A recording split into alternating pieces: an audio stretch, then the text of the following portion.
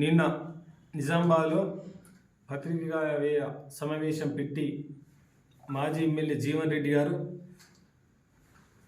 గౌరవనీయులు సుదర్శన్ రెడ్డి గారిపై మా పిసిసి అధ్యక్షులు మహేష్ కుమార్ గౌడ్పై మాజీ ఎమ్మెల్యే విప్ అనిల్ గారిపై ఏదేదో మాట్లాడుతున్నాడు. మతి స్థిమితమై రాజకీయాలకు దూరమై గత 10 సంవత్సరాలు ఆర్మూర్ నియోజకవర్గాన్ని పాలించి వాళ్ళ మంచి చెడ్లు చూసుకోకుండా హైదరాబాద్లో కేసీఆర్ గారి ఫామ్ హౌస్లో కేసీఆర్ గారి కాళ్ళొత్తుతూ వాళ్ళకు బాసలు జోముతూ ఉన్నారు తప్ప నియోజకవర్గ ప్రజల గురించి ఆలోచించిన దాఖలు లేవు.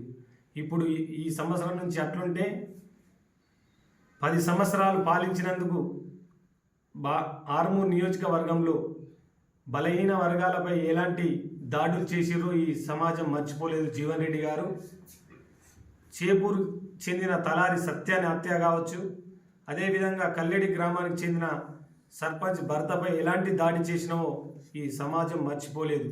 నీకు ఆర్మూర్ నియోజకవర్గ ప్రజలు అధికారం కట్టిపెట్టింది ప్రజలకు బహుజనులకు సేవ చేస్తామని, కానీ ఆ అధికారం కట్టిపెట్టిన పాపానికి బహుజనులపై ఏ విధంగా దాడి చేసినావో ఈ సమాజం మర్చిపోలేదు.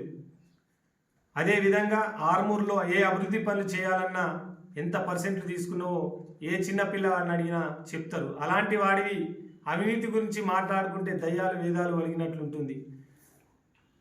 గత 40 సంవత్సరాల సుదీర్ఘ రాజకీయ అనుభవం ఉన్న మహేష్ కుమార్ గారిపై ఏదేదో మాట్లాడుతున్నావు. 40 సంవత్సరాల్లో ఒక స్టూడెంట్ నాయకుడిగా ఈరోజు రాష్ట్ర నాయకుడిగా ఎదిగిన నాయకునిపై అలాంటి నాయకుడిపై విమర్శలు చేయడమా?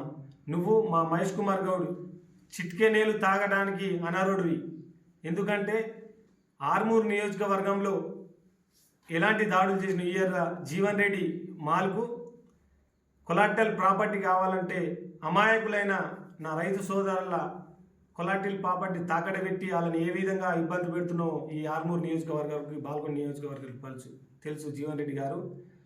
నీలాంటి వాడివి రాజకీయాల గురించి మాట్లాడితే సిగ్గేసుకొని తలదించుకోవాల్సి వస్తుంది సర్వ సమాజం. ఆర్మూర్లో ప్రతి లేఅవుట్కు పర్సెంట్లో తీసుకొని ఎలాంటి రౌడీ రాజకీయం చేసినావో ఈ ఆర్మూర్ బాల్కొండ నియోజకవర్గాలకి తెలుసు. అలాంటి వాడివి మా నాయకులపై విమర్శ చేయడం విడ్డూరంగా ఉంది. ఇక ముందు నీ పద్ధతి మార్చుకోకుండా ఇష్టం వచ్చినట్లు మాట్లాడితే ఆర్మూర్ నియోజకవర్గంలో ఉన్న మా బలహీన వర్గాలు నిన్ను దేంతో పుట్టాల్సి వస్తుందో గ్రహించుకుంటే బాగుంటుంది.